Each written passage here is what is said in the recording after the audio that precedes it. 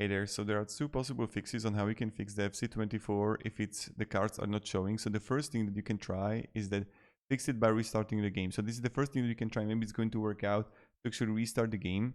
And then also what you can then try, if this is not going to work, you have to delete and reinstall the game. Also, there's also advice.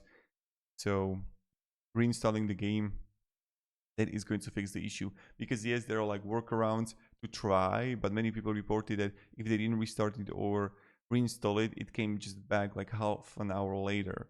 So I just wanted to make this quick video for you that maybe if you're looking for the solution, like this is the way. So thank you very much for watching, and hope I just give a little bit of value with this video, that you just have to like reinstall it and also restart it. Have a great day and goodbye.